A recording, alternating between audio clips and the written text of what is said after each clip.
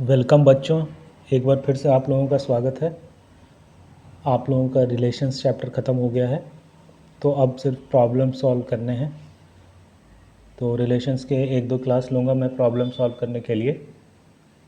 एक चीज़ और बतानी है, वो है इक्विवेलेंस क्लास। इक्विवेलेंस क्लास क्या होता है? तो इसको मैं इस एग्जाम्पल की मदद से, जो एनसीईआरटी में भी दिया हुआ है, इससे मैं आपको समझाने की कोशिश करता हूँ। तो एक रिलेशन दिया हुआ है R on set of integers Z. R ऐसे है कि ordered pair A comma B relation में है जब ए माइनस बी को 2 डिवाइड कर रहा है।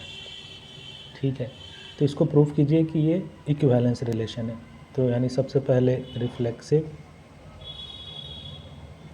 रिफ्लेक्सिव यानी A comma A belongs to R होना चाहिए for every A belongs to integers. तो अब देखिए 2 डिवाइड कर रहा है, ए माइनस बी यहाँ पे क्या हो गया, ए माइनस ए। तो ये क्या हो गया, ये ए माइनस ए 0 हो गया, 2 डिवाइड 0, तो ये 2 डिवाइड्स 0, तो ये रिफ्लेक्सिव हो गया। दूसरा है आपका सिमेट्रिक।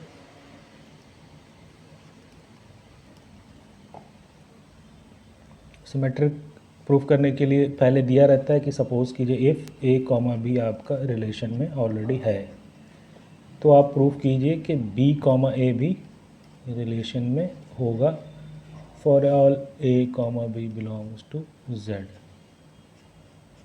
जेड के हर एक ए बी के लिए अगर ये कंडीशन ट्रू हो रहा है तो ये कंडीशन ट्रू होनी चाहिए, यानी ये मानना है और यहाँ तक पहुँचना है। तो यहाँ दिया हुआ already 2 divides A comma A minus B. A B belongs to R है, रिलेशन में ए बी है, इसका मतलब ये है। और अगर डिवाइड कर रहा है ए माइनस बी को, इसका मतलब 2 डिवाइड कर रहा है बी माइनस ए को भी। सिर्फ निगेटिव साइन लग रहा है, कोई दिक्कत नहीं है। अगर 2 डिवाइड कर रहा है 6 को, तो 2 डिवाइड कर रहा है माइनस 6 को भी। 2 डिवाइड्स बी माइनस ए। अब बी माइनस ए को भी डिवाइड कर रहा है, इसका मतलब b comma A belongs to relation, यानी ये सिमेट्रिक हो गया, रिफ्लेक्सिव भी हो गया, सिमेट्रिक भी हो गया। अब तीसरा है ट्रांजिटिव। ट्रांजिटिव में दिया रहेगा आपको, या अज्यूम करना है कि सपोज़ कीजिए कोई ए कॉमा बी है, वो रिलेशन में है, और साथ ही साथ कोई बी कॉमा सी है, वो भी रिलेशन में है। तो आप प्रूफ कीजिए कि ए कॉमा सी भी रिलेशन में होगा। सिंपल है, अगले पन्ने में आ ही जाते हैं। दिया हुआ है ए कॉमा बी आपका रिलेशन में है, this implies 2 divides A minus B. उसी तरह B comma C belongs to relation, this implies 2 divides B minus C. ठीक है ना। अब देखिए कि ये दोनों को 2 डिवाइड कर रहा है, ए माइनस बी और बी माइनस सी। तो अगर दोनों को जोड़ दें तो भी 2 डिवाइड करेगा, तो this implies 2 divides A minus B plus B minus C. 2 इसको भी डिवाइड कर रहा है, 2 इसको भी डिवाइड कर रहा है, तो बाई 2 करेंगे तो दोनों तरफ चला जाएगा, और इंटीजर प्लस इंटीजर, यानी इसको भी डिवाइड करेगा। और ये कुछ नहीं है बल्कि 2 डिवाइड्स बी भी कट गया, ए माइनस सी, 2 डिवाइड्स ए माइनस सी। ये वैसे भी होगा ही, ट्रांजिटिव दिख रहा है, 2 डिवाइड्स ए माइनस सी, यानी A comma C belongs to R, यानी ये ट्रांजिटिव भी हो गया। तो relation R on integer A comma B, A divides 2 divides A minus B, ये आपका हो गया इक्विवेलेंस। ये इक्विवेलेंस रिलेशन हो गया। अब यहाँ तक तो आपको कोई दिक्कत नहीं, यहाँ तक तो नॉर्मल है, सिंपल। अब इक्विवेलेंस क्लास पढ़ानी है आपको। इक्विवेलेंस क्लास क्या होता है? इक्विवेलेंस क्लास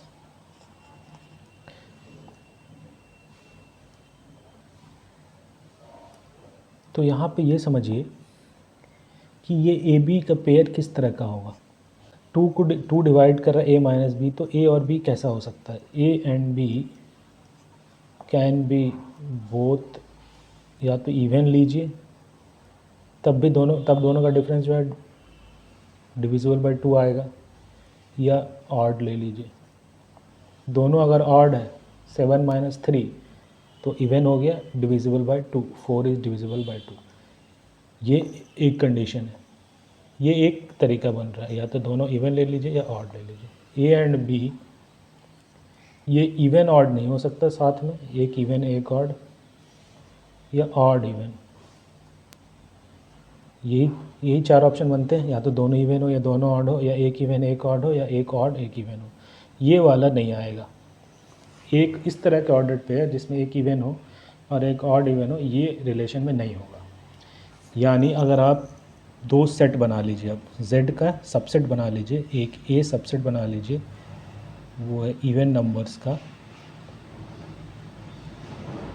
और b एक सबसेट बना लीजिए, वो ऑड नंबर्स का है।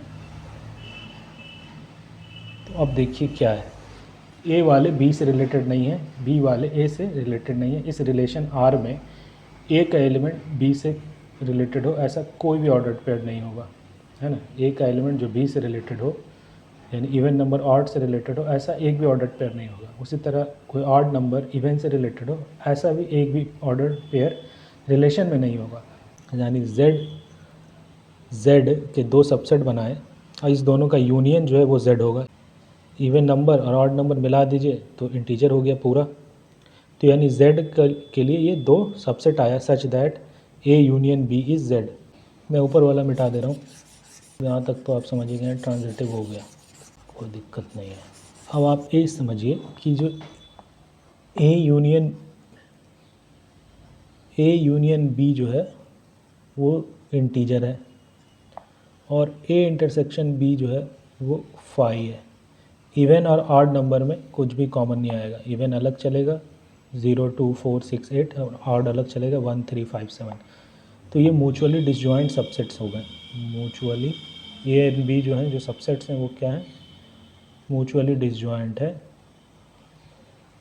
ठीक है, जिसमें ए यूनियन बी इंटीजर है, और यानी पूरा सेट आ गया, और ए इंटरसेक्शन भी फाई है।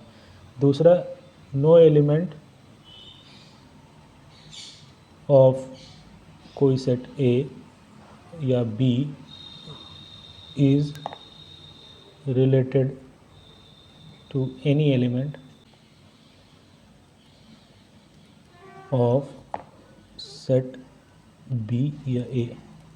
यानी ए का कोई एलिमेंट बी से रिलेटेड नहीं है और बी का कोई एलिमेंट ए से रिलेटेड नहीं है, ठीक है ना, ऐसा है। इवन ऑड, ऑड इवन साथ नहीं होना है। तीसरा, ऑल एलिमेंट्स ऑफ ए और B are related to each other.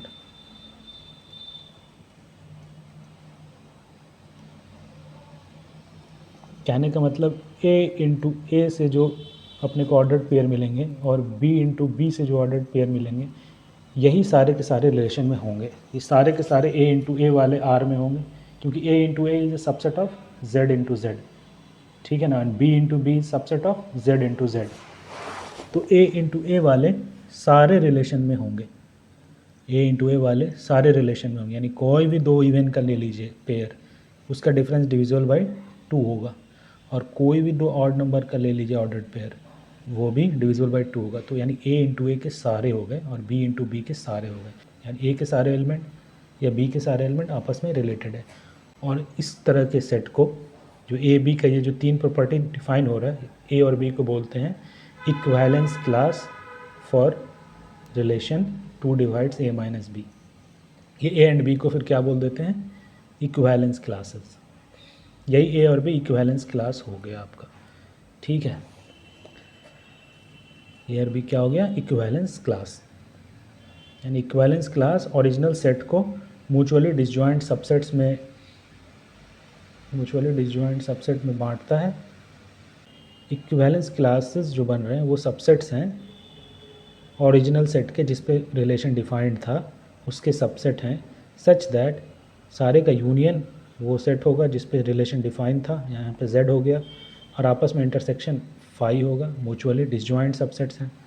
उसके बाद अगली प्रॉपर्टी ये सेटिस्फाई हो रही है कि इक्विवेलेंस क्लास का दो डिफरेंट इक्विवेलेंट क्लास के एलिमेंट रिलेटेड नहीं होंगे, यानी सेट ए का एलिमेंट सेट बी से रिलेटेड नहीं होगा। उसी तरह सी डी ई बहुत सारे बनते, तो सेट ए का एलिमेंट बी से रिलेटेड नहीं होगा, सी से भी रिलेटेड नहीं होगा, डी से भी रिलेटेड, किसी भी दूसरे इक्विवेलेंस क्लास से रिलेटेड नहीं होगा। और अगला कंडीशन, किसी भी इक्विवेलेंस क्लास का जो खुद का एलिमेंट है वो सारे एलिमेंट्स आपस में रिलेटेड होंगे, यानी ए इंटू ए होगा रिलेशन में, बी इंटू बी, ये सब बिलोंग करेंगे रिलेशन आर में। यानी ए इंटू ए जो सबसेट बनेगा वो क्या होगा, सबसेट ऑफ रिलेशन होगा। बी इंटू बी भी सबसेट ऑफ रिलेशन होगा। और ये सब का यूनियन ले लीजिए, ए इंटू ए, बी इंटू बी, तो ये आपको क्या दे देगा, आर दे देगा। ए इंटू ए का यूनियन ले लीजिए, बी इंटू बी का यूनियन ले लीजिए, तो ये क्या मिल गया, आर मिल गया। इसी तरह एक एग्जांपल और ले लेते हैं सिंपल सा।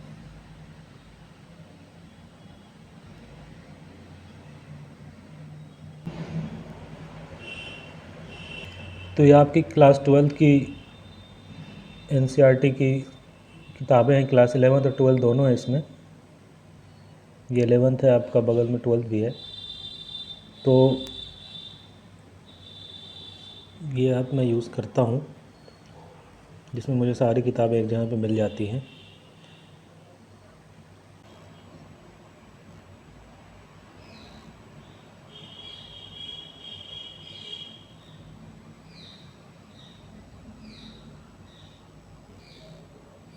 ये आपके क्लास 12 का एनसीईआरटी का रिलेशंस एंड फंक्शंस चैप्टर है, इसको देख लेते हैं एक बार, उसके बाद हम लोग फिनिश करेंगे। तो इसमें ज़्यादा कुछ नहीं दिया हुआ है क्लास 12 में। टाइप्स ऑफ रिलेशन में इन्होंने 3-4 टाइप्स बताए हैं। जैसे पहला एम्प्टी रिलेशन बताया है। एम्प्टी रिलेशन वो होते हैं if no element of A is related to any element of A, यानी ए का कोई एलिमेंट दूसरे एलिमेंट से रिलेटेड ना हो, रिलेशन फाई होगा। यूनिवर्सल रिलेशन वो हुआ जब each element of A is related to every element of A, यानी ए के सारे एलिमेंट दूसरे एलिमेंट से रिलेटेड है, यानी आर बराबर हो जाएगा ए कार्टेशियन प्रोडक्ट ए। इन दोनों को मिला के बोला जाता है ट्रिवियल रिलेशंस। ठीक है, उसके बाद उसका कुछ एग्जांपल दिया है इन्होंने। उसके बाद अगला डिस्कस किया इक्विवेलेंस रिलेशन। इक्विवेलेंस रिलेशन वो होते हैं जो तीनों हो जाए, रिफ्लेक्सिव, सिमेट्रिक एंड ट्रांजिटिव। तो a relation in set A reflexive तब होगा जब ए कॉमा ए रिलेशन में बिलोंग करेंगे for every A belongs to A, यानी सारे ए के एलिमेंट के लिए खुद से रिलेटेड वाले ऑर्डर्ड पेयर होने चाहिए। दूसरा सिमेट्रिक है, यानी इफ़ A1 A2 है रिलेशन में तो ये इंप्लाई करना चाहिए कि इसका उल्टा A2 A1 भी रिलेशन में हो for all A1 A2 belongs to A. Transitive, अगर A1 A2 रिलेशन में है और A2 A3 रिलेशन में है, A2 कॉमन आ गया तो A1 A3 भी रिलेशन में होना चाहिए। अगर ये कंडीशन ट्रू हो रही है तो ये इंप्लाई होना चाहिए for all A1 A2 A3 belongs to A. तो अगर ये तीनों साथ साथ हो कोई रिलेशन तो वो कहलाता है इक्विवेलेंस रिलेशन। बस इतना ही है एनसीईआरटी में 12th में। तो ठीक है, अच्छा हुआ अभी ख़त्म हो गया। फिर ये एक एग्जांपल दिया इन्होंने इक्विवेलेंस रिलेशन का कि is congruent to let T be the set of all triangles in a plane with R a relation in T given by R equals to T1, T2, T1 is congruent to T2, show that R is an equivalence relation. ये हम लोगों ने discuss भी किया था।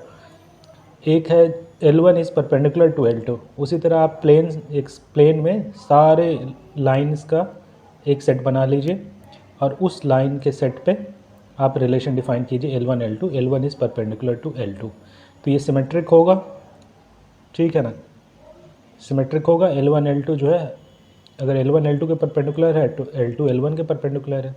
लेकिन reflexive और transitive नहीं होगा। ये रिफ्लेक्सिव क्यों नहीं होगा, क्योंकि L1 लाइन खुद से पैरेलल है। कोई लाइन खुद के क्या होता है, पैरेलल होता है, परपेंडिकुलर नहीं होता है, तो इसलिए रिफ्लेक्सिव नहीं है। L1 L1 नहीं होगा रिलेशन में।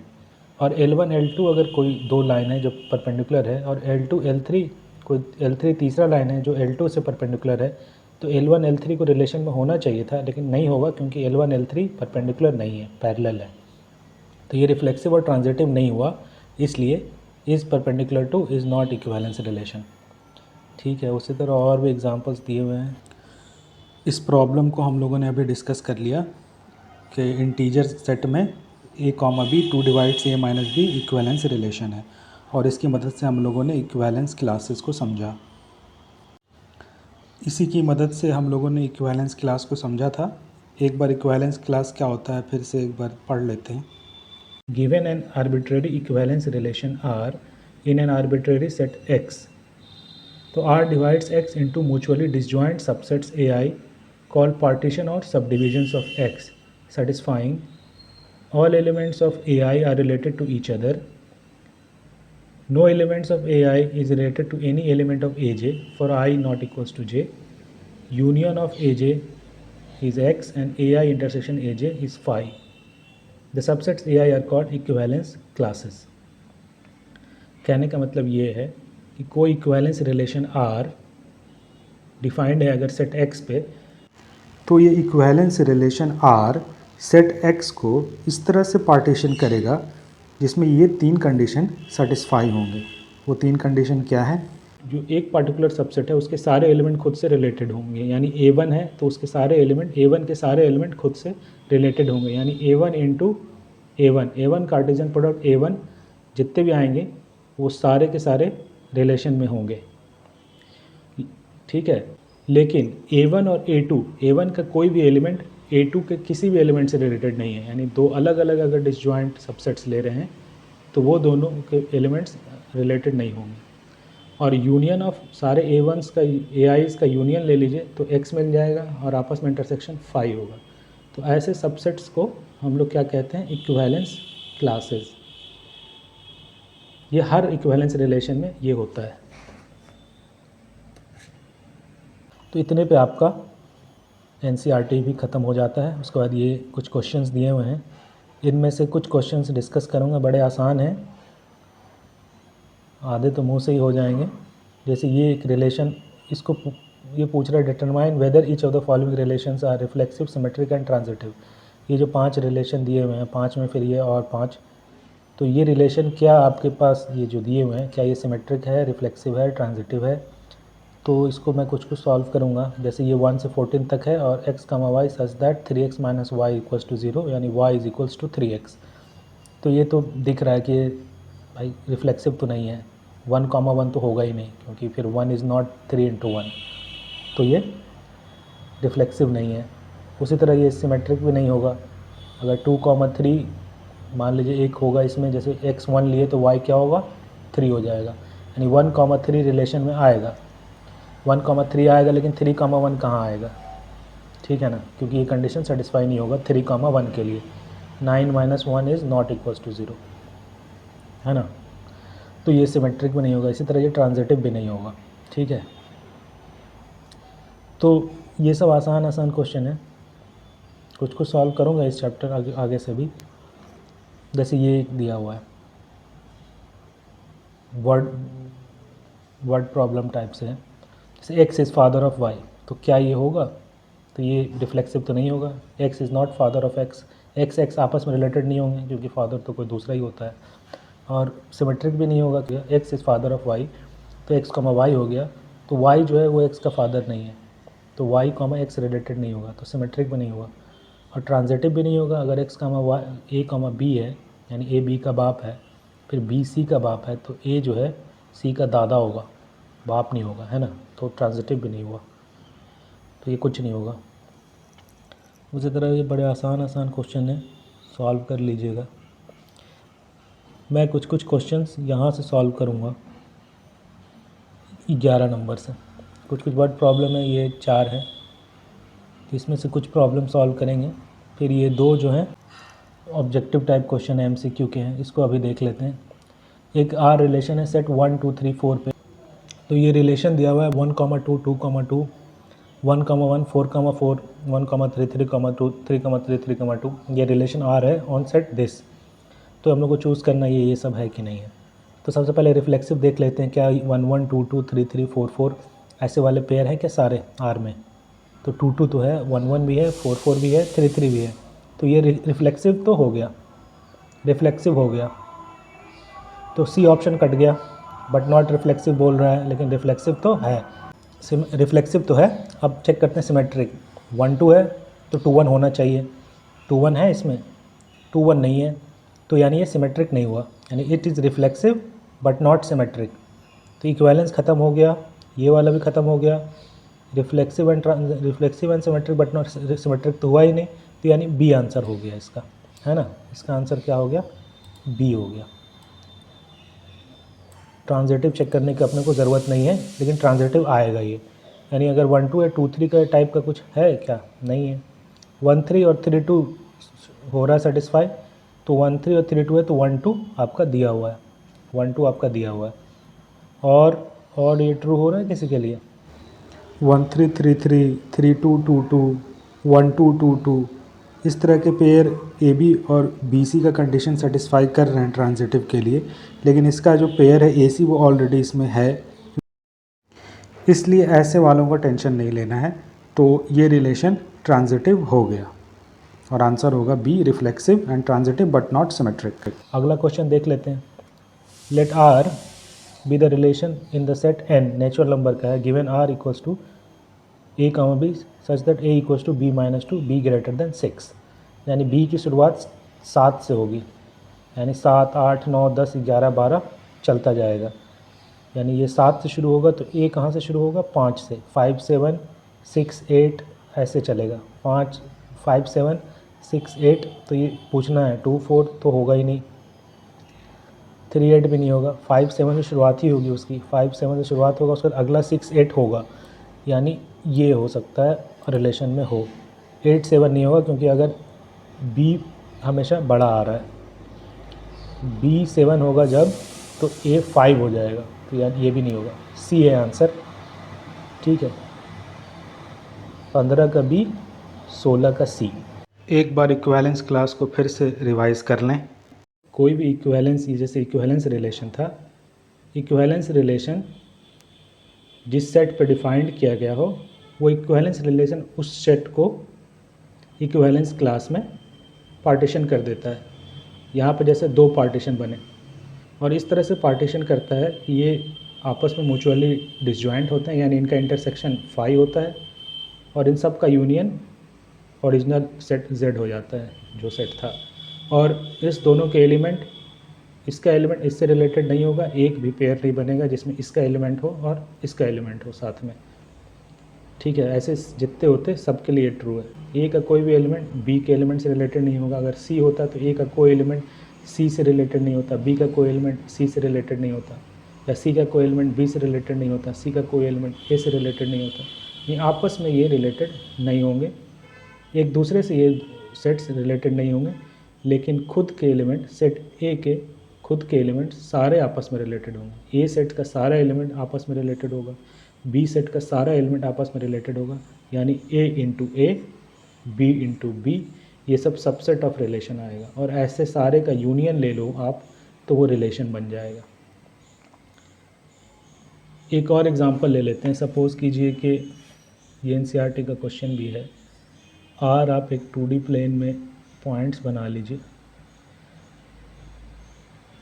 रिलेशन ऐसा है कि एक 2D प्लेन है, इसमें बहुत सारे पॉइंट्स हैं, इन सब का सेट बना लिया आपने, जितने भी पॉइंट्स हैं। ठीक है, इनफाइनाइट नंबर ऑफ पॉइंट्स हैं, सबका आपने एक सेट बना लिया और उस सेट पे रिलेशन डिफाइंड किया है। सपोज़ कीजिए वो सेट P था, तो P इंटू P पे आपने एक रिलेशन डिफाइन किया है। वो 2 पॉइंट P1 और P2 तब आएगा जब P1 and P2 are at equal distance from origin. जब P1 और P2 point equal distance from origin हो तब आप उस दोनों को इसमें रखिए, ये इक्विवेलेंस रिलेशन होगा। P1 को P होगा क्योंकि सेम पॉइंट ओरिजिन से इक्वल डिस्टेंस पे है, तो ये रिफ्लेक्सिव हो गया। अगर P1 P2 इक्वल डिस्टेंस पे है ओरिजिन से, तो P2 P1 भी इक्वल डिस्टेंस पे है, तो P1 P2 इम्प्लाइज कि P2 P1 भी होगा रिलेशन में, कोई दिक्कत नहीं है, यानी सिमेट्रिक भी हो गया। उसी तरह अगर P1 और P2 इक्वल डिस्टेंस पे है और P2 और P3 इक्वल डिस्टेंस पे है, P1 P2 ओरिजिन से इक्वल डिस्टेंस पे है और P2 और P3 इक्वल डिस्टेंस पे है। इसका मतलब P1 P3 भी इक्वल डिस्टेंस पे होगा, यानी P1 P2 का डिस्टेंस अगर a है, P1 P2 इक्वल था दोनों, तभी वो रिलेशन में था, और P3 का भी a है तभी P2 P3 रिलेशन में है। तो P1 और P3 का भी डिस्टेंस ओरिजिन से क्या है, इक्वल है, a है, यानी P1 और P3 भी आपका रिलेशन में होगा, यानी ये ट्रांजिटिव भी हो गया। ये तो सिंपल दिख रहा है, तो यानी ये इक्विवेलेंस रिलेशन हो गया। ये क्या होगा, इक्विवेलेंस रिलेशन हो गया। लेकिन बताना ये नहीं है कि मेन अभी हमको इक्विवेलेंस क्लास निकालना है इसका। तो ये तो इक्विवेलेंस रिलेशन हो गया, आपको समझ में आ गया। मैं इसको मिटा देता हूँ। अब इसका इक्विवेलेंस क्लास क्या होगा, यानी ऐसे म्यूचुअली डिसजॉइंट सबसेट्स में इसको डिस्ट्रीब्यूट कीजिए, बांटिए कि सबसेट्स के जो दो अलग अलग सबसेट का कोई भी एलिमेंट रिलेटेड ना हो, लेकिन सबसेट के खुद के एलिमेंट सारे रिलेटेड हो। तो वैसे क्या होगा, दिख रहा है यहाँ पे दिख रहा है आपको, ये ओरिजिन है, इसके अलावा कंसेंट्रिक सर्किल आप बनाना शुरू कीजिए। तो यही इसका म्यूचुअली डिसजॉइंट सबसेट हो जाएगा। ये आपका होगा म्यूचुअली डिसजॉइंट सबसेट्स। इसके हर डिस्टेंस पे आप बनाते चलिए, फ्रॉम ज़ीरो टू इन्फिनिटी तक आप रेडियस के ज़ीरो से स्टार्ट कीजिए, खुद ओरिजिन, ठीक है। ये पहला सर्किल होगा, खुद ओरिजिन से रिलेटेड होगा, इक्वल डिस्टेंस पे है। उसके बाद अगला 0.1 रेडियस का कोई सर्किल बनाइए, कोई भी रेडियस का। तो इस सर्किल पे जो जितने भी पॉइंट्स हैं सब इक्वल डिस्टेंस फ्रॉम ओरिजिन है। तो यानी ये सारे आपस में रिलेटेड होंगे, ये सारे आपस में क्या होंगे, रिलेटेड होंगे। ये भी रिलेटेड होगा, ये भी रिलेटेड होगा, ये भी रिलेटेड, सारे पॉइंट्स आपस में रिलेटेड होंगे इस रिलेशन में, इस रिलेशन के थ्रू सब रिलेटेड होंगे, क्योंकि सब इक्वल डिस्टेंस पे है ना। लेकिन किसी एक सर्किल का पॉइंट दूसरे सर्किल से कभी रिलेटेड नहीं होगा, क्योंकि अब दोनों का डिस्टेंस अलग है, दोनों की रेडियस अलग है, यानी दो अलग सर्किल के पॉइंट्स रिलेटेड नहीं होंगे। तो इसके निकल के आ गया म्यूचुअली डिसजॉइंट सबसेट। तो क्या है म्यूचुअली डिसजॉइंट सबसेट। अब इसमें म्यूचुअली डिसजॉइंट सबसेट भी इनफाइनाइट बनेंगे, क्योंकि आपका points he, number of points he infinite थे। म्यूचुअली डिसजॉइंट सबसेट्स क्या होगा, जो इक्विवेलेंस क्लास भी कहलाता है, ये होगा कंसेंट्रिक सर्किल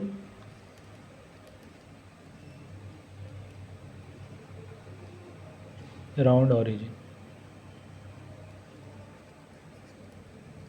आर जो होगा with radius starting from zero up to infinity. Zero से बनाना शुरू कीजिए, यानी ओरिजिन से बनाना शुरू कीजिए, और इन्फिनिटी तक आप बनाते रहिए, जितने भी इन्फानाइट, इस दोनों सर्किल के बीच में भी इन्फानाइट नंबर ऑफ सर्किल्स आएंगे, हर छोटे छोटे वैल्यू पे। ये P1 P2 था, ये 2D के पॉइंट्स के लिए, यानी सारे पॉइंट्स आएंगे रिलेशन में, सारे पॉइंट्स आएंगे P में। P जो सेट बनाए थे पॉइंट्स का, इसमें जितने पॉइंट आपको दिख रहे हैं सारे आएंगे। तो जितने सर्किल आपको दिख रहे हैं ओरिजिन के अराउंड कंसेंट्रिक सर्किल, सारे का एक सेट बना दीजिए। ये सर्किल के पॉइंट्स का एक सेट बन जाएगा, इस सर्किल के पॉइंट का एक सेट बन जाएगा, इस सर्किल के पॉइंट का एक सेट बन जाएगा, उसी तरह इस सर्किल के पॉइंट का एक सेट बन जाएगा। और हर सर्किल के पॉइंट्स आपस में रिलेटेड होंगे, लेकिन दो डिफरेंट सर्किल के पॉइंट्स रिलेटेड नहीं होंगे। तो ये हो गया म्यूचुअली डिसजॉइंट सबसेट्स, यानी इक्विवेलेंस क्लास उसका। ठीक है, सिंपल है। आज के लिए बस इतना ही बच्चों, अगले लेक्चर में हम लोग फिर मिलेंगे। तब तक के लिए टेक केयर। आप लोग क्वेश्चंस प्रैक्टिस करते रहिए, क्योंकि प्रैक्टिस से आपको फ़ायदा होगा, क्योंकि practice is the key to success. एक पुराना दोहा भी है जो आप लोगों ने सुना भी होगा कि करत करत अभ्यास के जड़मति होत सुजान, रसरी आवत जात ते सिल पर पड़त निशान। यानी कुएं के किनारे जो पत्थर का घेरा होता था, पानी बार बार निकालने से रस्सी से भी उस पर निशान पड़ जाता था। उसी तरह कोई मूर्ख व्यक्ति भी अभ्यास करके बुद्धिमान बन सकता है। इसलिए हम लोगों को प्रैक्टिस करना है, प्रैक्टिस से हमें फ़ायदा होगा। जिन लोगों को ये वीडियो लेक्चर पसंद आया हो वो प्लीज़ इसे लाइक करें और इस चैनल को सब्सक्राइब भी करें ताकि आपको और वीडियो के नोटिफिकेशंस मिलते रहें। और इस चैनल को आप अपने दोस्तों के साथ शेयर भी करें ताकि वो भी इससे लाभ उठा सकें। Take care and thank you.